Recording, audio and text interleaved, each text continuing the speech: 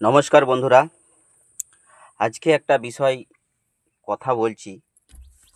এটা কিন্তু তোমারও রাগ হবে কথাটা শুনলে।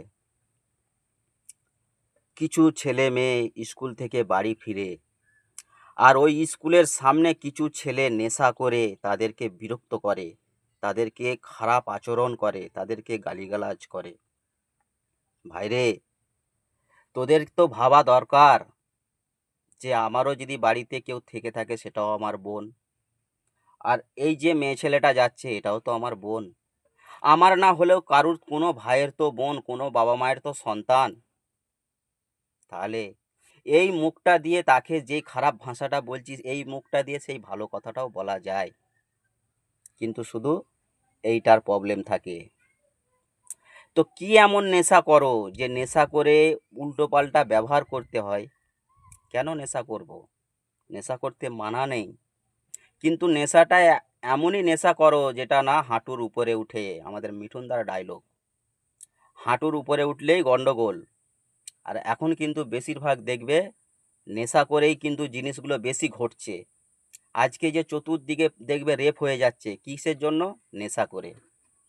এই কিছুদিন আগে দেখলাম একটা সনাতনী বোনকে সনাতনী 7 জন ছেলে মিলে তাকে রেপ করলো।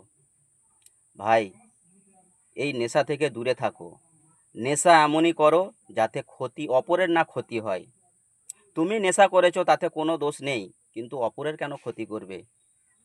নেশা করলে মাইন্ড ঠিক থাকে না, কিন্তু সেই নেশাটা কেন করব আমি? আজকে তুমি অন্যজনের ক্ষতি করছো, কালকে যদি অন্যজন তোমার ক্ষতি করে তখন তুমি কি উত্তর দেবে? তোমাকে যদি প্রশ্ন করে, তুমি যখন প্রতিবাদ করতে যাবে, তোমাকে যদি প্রশ্ন করে তুমি কি প্রতিবাদ করতে এসেছো, তুমিও তো নেশা করে অমুকজনকে এই কথা বলেছিলে, তখন কি উত্তর দেবে ভাই? তাই কেন জেনে শুনে ভুল কাজ করতে যাব? তাই সরকারকে বলবো, এই নেশাটা এতটাই বেড়ে গেছে, এইটাকে যেন কিছু আয়ত্তর মধ্যে আনা যায়। এটাকে কিছু যেন আয়ত্তর মধ্যে আনা যায়।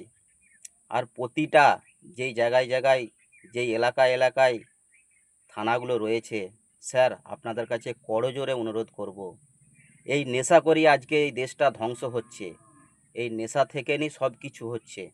প্লিজ স্যার, এইগুলোকে একটু গাইডলাইন করেন। ধন্যবাদ সবাইকে। ভিডিওটা দেখো, দেখলে বুঝতে পারবে। আমাদের মেয়েরা স্কুল থেকে বাড়ি ফিরছিল, সেই মেয়েদেরকে কতগুলো নেশা করে নোংরা নোংরা ভাষায় কথা বলে তাদেরকে বলছে আই ঝালে ভরবো, তোদের নাম্বারটা দে।